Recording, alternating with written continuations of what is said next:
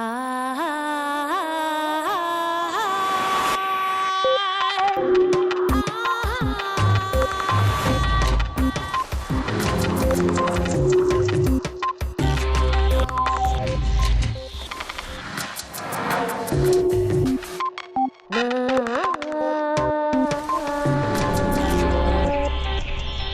intuición es una fuente de conocimiento tan válida como la razón.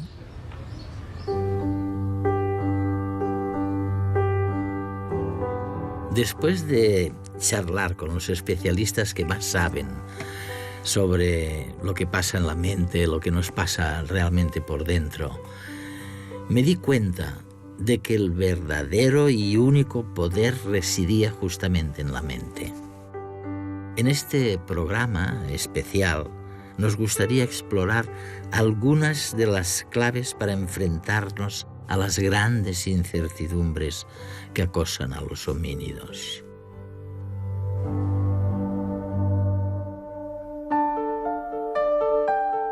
En los últimos años, una de las lecciones más importantes que nos deja la neurociencia es el valor fundamental del inconsciente.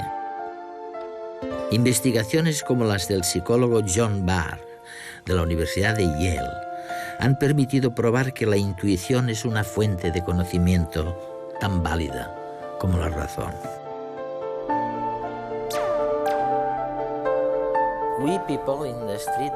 Nosotros, la gente de a pie, siempre habíamos pensado que el inconsciente era algo muy útil para las cosas pequeñas, pero que para las cosas más complejas era necesaria la conciencia. Ni se nos ocurrió que solamente con el inconsciente pudiéramos llevar a cabo procesos cognitivos complejos. Es realmente una revolución. Y no estoy seguro de que la gente de la calle sea realmente consciente de eso.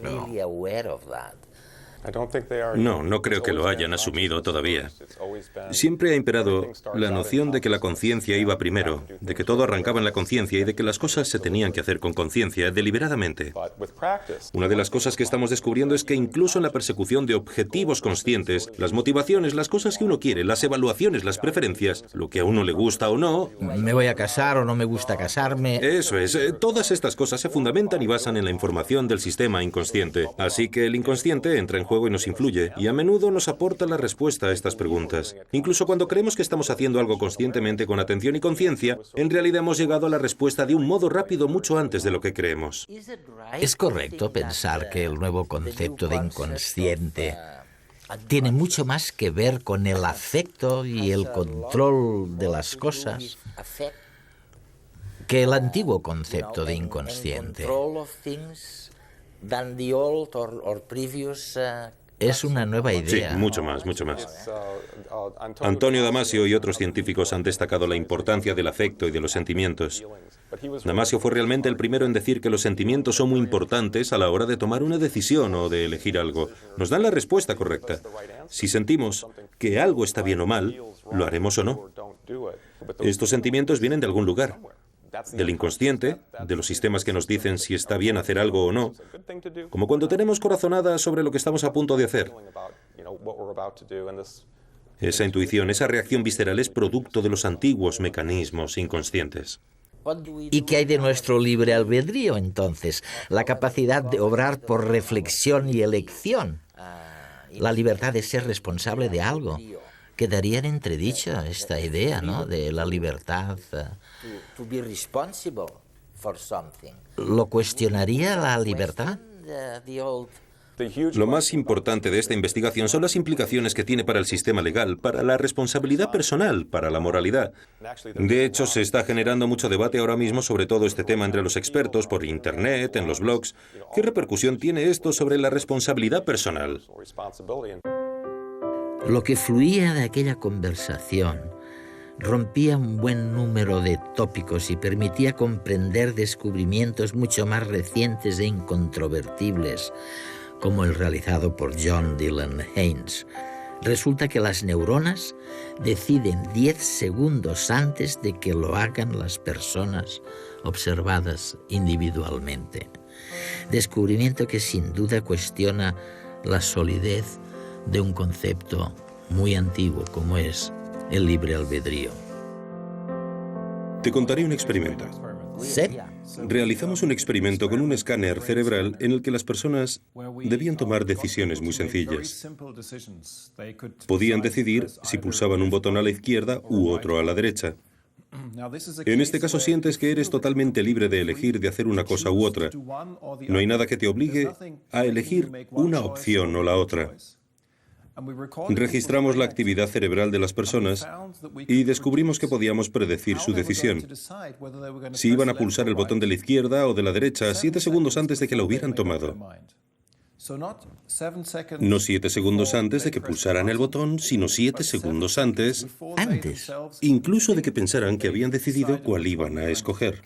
¿Somos conscientes de una decisión o no lo somos? No. Hay muchas cosas que ocurren en el cerebro y en nuestro inconsciente que no experimentamos conscientemente. Se produce un gran procesamiento en segundo plano. El cerebro procesa previamente todas las opciones inconscientemente y al final, cuando te decides, es cuando interviene la mente consciente.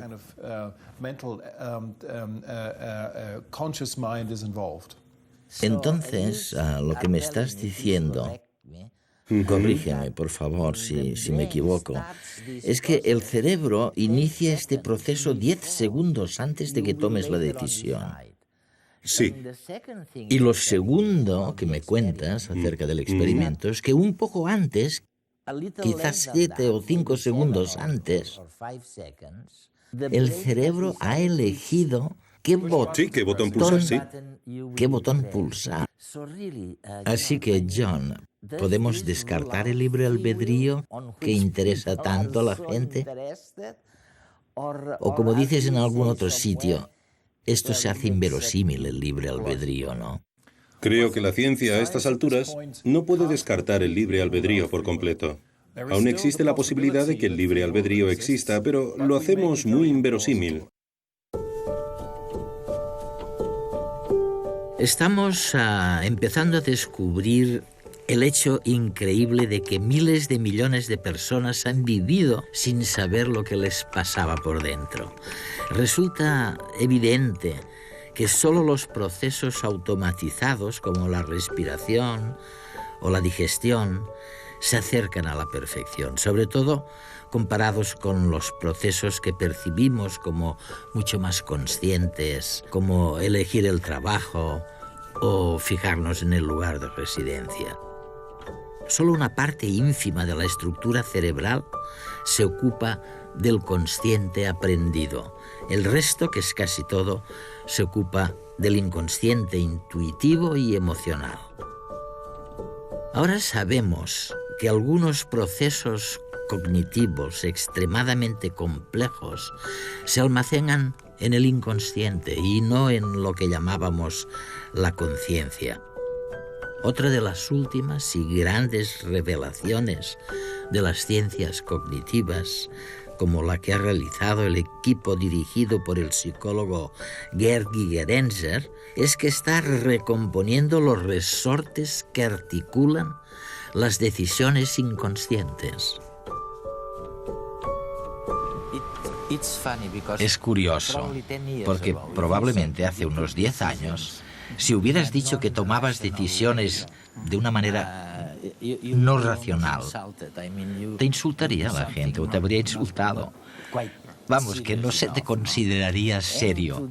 Y sin embargo, hoy en día, esto ha cambiado, literalmente ha cambiado.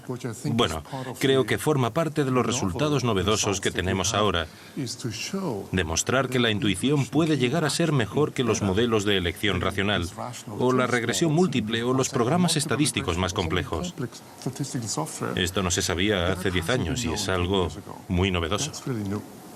Por ejemplo, hace 10 años no se sabía, pero resulta que tomamos mejores decisiones si tenemos en cuenta una buena razón que si tenemos en cuenta 10. Esto es nuevo totalmente, ¿eh? Sí, es nuevo. Hasta ahora, cuando la gente se basaba en uno o dos motivos solamente, esto se consideraba irracional. Se creía que era mejor esperar y sopesar todos los factores. Esto era lo esperable para tomar la mejor decisión. Hay muchos ejemplos que lo corroboran, pero permíteme que cite uno muy sencillo. Imagina que estás en el concurso ¿Quién quiere ser millonario?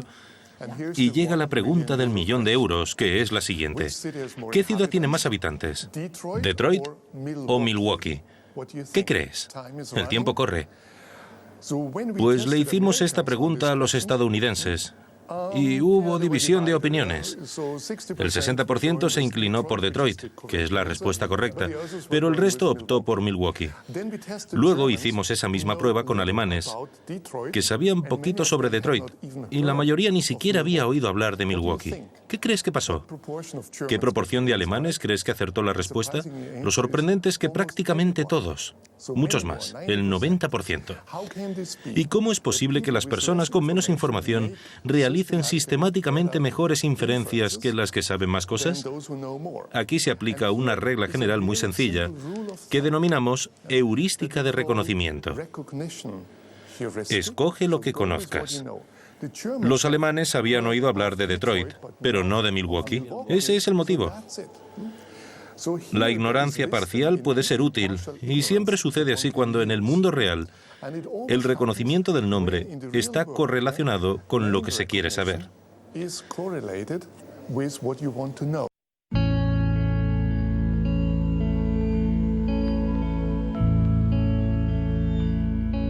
Finalmente, resulta que hemos podido zanjar el debate que ha existido durante décadas entre dos bandos, los que creían en la programación genética y cerebral y aquellos que creían en la experiencia individual. Esta lucha ha sido sustituida ahora por el descubrimiento de la plasticidad cerebral. El cerebro cambia continuamente con la experiencia, que deja huellas profundas y, por supuesto, los cambios ocurren a niveles diminutos en lo que llamamos sinapsis, donde las neuronas entran en contacto unas con otras. Nuestros estudios se centran en ver cómo se desarrolla el cerebro. Es una ciencia realmente nueva, de hecho, solo existe desde hace unos 5 o 10 años, desde que utilizamos tecnología como la neuroimagen, las resonancias magnéticas cerebrales, que nos permiten hacer un escáner del cerebro de una persona viva para ver cómo se desarrolla este a lo largo de la vida. Y estos estudios de investigación muestran claramente que el cerebro sigue desarrollándose durante décadas, y una etapa del desarrollo especialmente crucial es la adolescencia. ¿El nuevo concepto cuál es entonces? Es la plasticidad del cerebro, a diferencia de lo que se pensaba, de que con la edad las neuronas dejaban de crecer. Ahora resulta que no, que la edad no es un obstáculo y que seguimos aprendiendo y cambiando de distintas formas, pero durante toda la vida. Aprendemos durante toda la vida. Sí, es cierto. El desarrollo, los cambios en el número de conexiones celulares y también en la velocidad con la que las células se pueden comunicar. Parece que todo va cambiando de forma natural durante décadas, o más incluso. Y además existe otro tipo de plasticidad que surge cada vez que aprendemos algo nuevo. Cada vez que aprendemos una palabra nueva o un nuevo rostro, algo cambia en nuestro cerebro. La fuerza de las conexiones entre las células cambia. Y sabemos que podría seguir así para siempre, durante toda la vida. Sara, me han comentado que se podría desarrollar el concepto de plasticidad cerebral. De hecho, se podría hacer después de 2 o 3 experimentos. Bueno, uno de los primeros experimentos fue un estudio hecho en Londres sobre los taxistas londinenses. De una de mis colegas en la Universidad de Londres. Allí para llevar un taxi tienes que saberte no sé cuántos miles de rutas. Creo que son unas 25.000 rutas. Increíble, ¿eh? Tienes que aprendértelas todas de memoria, así que se trata de personas con una memoria espacial prodigiosa. Ella los estudió y se fijó en la estructura y funciones de sus cerebros. Y lo que descubrió fue que, comparando con otros conductores, el hipocampo, que es una parte del cerebro que se encarga de la memoria y del aprendizaje espacial, una parte de este era mayor. Mayor, ¿eh? Sí. En los taxistas, comparado con otros conductores. Y el tamaño de esa parte del hipocampo tenía que ver con el tiempo que habían estado conduciendo taxis, cosa que sugería que realmente el tamaño tenía que ver con la necesidad de moverse por Londres. El descubrimiento reciente de lo que llaman la plasticidad cerebral, es decir, del hecho de que las experiencias personales dejan una huella en la estructura cerebral, nos demuestra que no hay nada que cambie de una manera determinada para siempre. Este hallazgo nos revela que estamos programados, es cierto, pero para ser únicos, totalmente distintos del vecino y de los demás, de los que estaban antes y de los que vendrán después. A la luz de lo que se ve en la calle, la gente tiene una capacidad infinita para hacerse infeliz. ¿Tiene esta infelicidad algo que ver con el hecho de que estemos programados para ser únicos? Resulta que, al no estar determinados necesariamente ni por los genes ni por los conocimientos adquiridos, somos más libres que el resto de los animales. Tenemos que empezar de cero, al contrario del pollito que sale disparado, picoteando al nacer. Pero claro, nos equivocamos muchas veces. Somos más infelices porque somos más libres. Esa es la tesis del neurólogo Pierre Magistretti. Ahora hay una idea, un concepto que se basa en datos experimentales, el concepto de plasticidad cerebral. Es decir, nuestro cerebro no queda codificado una sola vez y para siempre al final del desarrollo cerebral, tras la infancia o en la primera infancia, sino que cambia continuamente como resultado de la experiencia. Evidentemente, los cambios suceden en un ámbito muy pequeño que nosotros, los neurobiólogos, denominamos sinapsis, que es donde tienen lugar los contactos entre neuronas. Tenemos alrededor de 100.000 millones de neuronas y cada neurona entra en contacto con 10.000 neuronas más. Por tanto, tenemos 1.000 billones de sinapsis. Es increíble, ¿no? Eso es muchísimo. Pero además, la experiencia modifica la eficacia de la sinapsis. Si aprendes algo, si tienes una experiencia, entonces algunas de las sinapsis de una red concreta serán más eficaces. Esta es la base del aprendizaje y de la memoria. Pero no se trata de una forma estricta de aprendizaje, hay algo más, porque si solamente estuviéramos marcados por lo que aprendemos, por la experiencia que deja una huella, eso sería muy determinista. Se podría decir que cualquier cosa que hubiéramos vivido en un momento dado de nuestra vida establecería lo que haremos en el futuro, y eso sería terriblemente determinista. Afortunadamente creemos que no es así. La idea es que algunas de las huellas que ha dejado la experiencia pueden reasociarse y crear nuevas redes, nuevas huellas, que de hecho están ahí, a escala sináptica, en los circuitos neuronales. Pero estas huellas no tienen una relación directa con la experiencia original. Es como si mezcláramos un poco las cartas. Son distintas y eso es lo que te lleva a decir que estamos programados para ser únicos. Exacto, ¿verdad? programados para ser únicos o determinados para no estar determinados. Porque introducimos la noción de la reasociación de huellas que añade cierto grado de libertad en nuestra conducta. Si no fuera así, seríamos como robots. Todo vendría predeterminado y no cabría posibilidad alguna de que surgiera la individualidad, lo que nos hace únicos, la singularidad. Los humanos, al nacer, no pueden hacer nada. Solo hay que mirar a un bebé. No puede sobrevivir. Así que, como humanos, no nacemos con un sólido conjunto de instrucciones. Tenemos que aprenderlas y las aprendemos a través de los mecanismos de la plasticidad.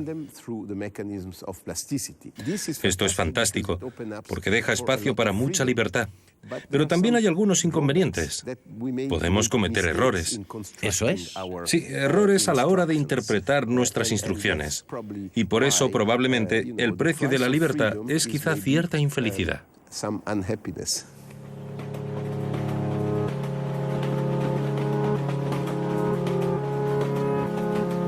Cuando observamos el cerebro, resulta difícil encontrar un único lugar en el que se aloje un recuerdo concreto. Al rememorar el pasado, los pedacitos de información vuelven a unirse desde las diferentes partes del cerebro y eso es lo que da lugar a lo que experimentamos como recuerdos. Todo, o casi todo, parte de ese mecanismo preciso. Sobre la base de estas piezas sueltas, reconstruimos el pasado y con ello diseñamos el andamio necesario para poder anticipar el futuro. Hemos descubierto que imaginar el porvenir y evocar el pasado requiere los mismos entramados neurales. Recordar e imaginar son cosas muy parecidas y tanto si miramos adelante como atrás, somos memoria del pasado. La memoria no es un registro fiel de la experiencia vivida. El cerebro crea, completa, inventa para dar coherencia al pasado y para interpretar qué nos depara el futuro. Y lo que nos sugiere el profesor de psicología Daniel Schachter es que si la memoria nos falla y nos juega malas pasadas, es para unificar mejor nuestro yo presente con el del pasado y el del futuro. Son alucinantes las conclusiones que señalan la activación simultánea de áreas cerebrales idénticas para recordar y para imaginar.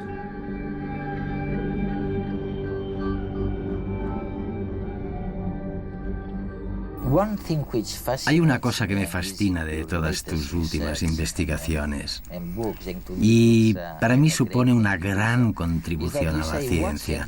Es cuando dices que existe una especie de conexión íntima entre recordar el pasado e imaginar el futuro. Esta es ahora la novedad que nos llama la atención a los que trabajamos en este campo. Intentamos entender cómo utilizamos la memoria para imaginar el futuro, lo que haremos en nuestra vida. Hasta el momento solíamos pensar en la memoria como algo exclusivamente relacionado con el pasado, pero ahora, teniendo en cuenta nuestra investigación más reciente, cada vez nos interesa más el papel de la memoria como algo que nos permite pensar en el futuro, y esto es algo que estudiaremos mucho más en lo sucesivo. Algo que también es importante de lo que dices. Me refiero, cuando hablamos del olvido, ¿no?, a lo importante que es olvidar. Es decir, que es necesario olvidar algunas cosas para poder seguir adelante en la vida. Tienes que olvidar algo. Exacto. Es una de las cuestiones importantes que hay que mencionar sobre los pecados de la memoria. Y los llamo pecados porque solemos percibirlos negativamente. Pero también tienen una parte positiva, adaptativa, como acabas de decir. No sería deseable tener un sistema de memoria que mantuviera absolutamente todos los fragmentos de información trivial. Tenemos que olvidar ciertas cosas para hacer espacio a las cosas importantes.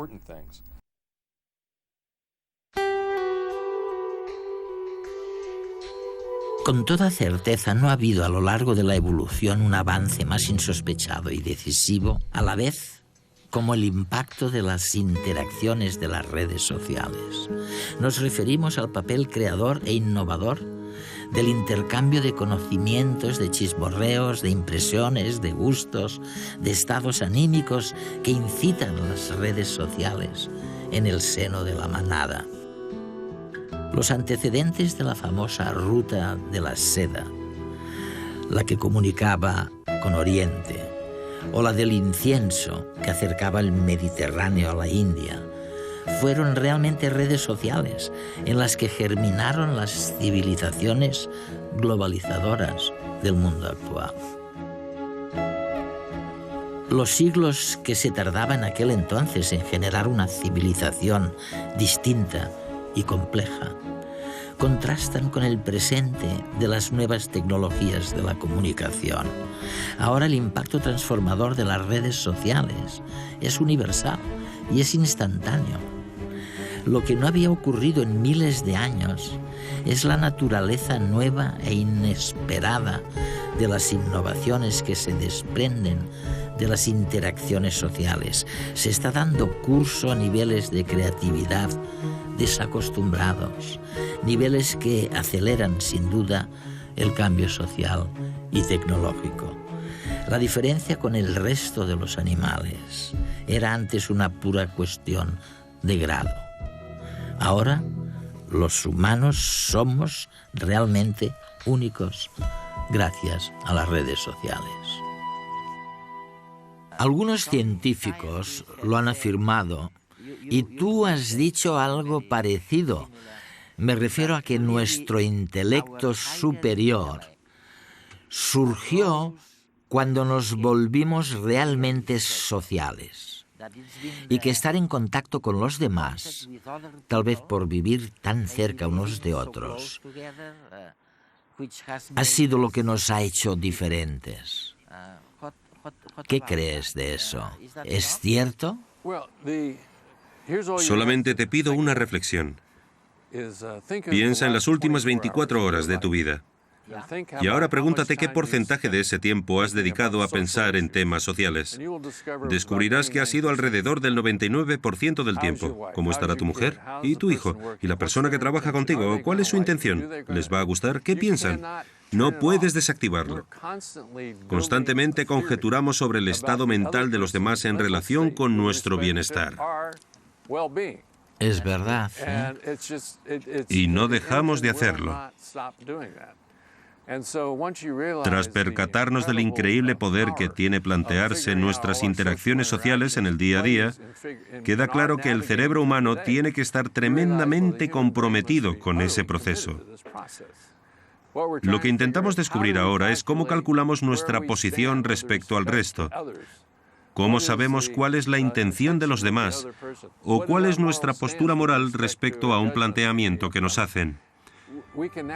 Y en la actualidad podemos investigar dónde suceden estos procesos en el cerebro y qué circuitos entran en juego si funcionan con normalidad. La capacidad de descubrir el estado de ánimo de otra persona es exclusivamente humana.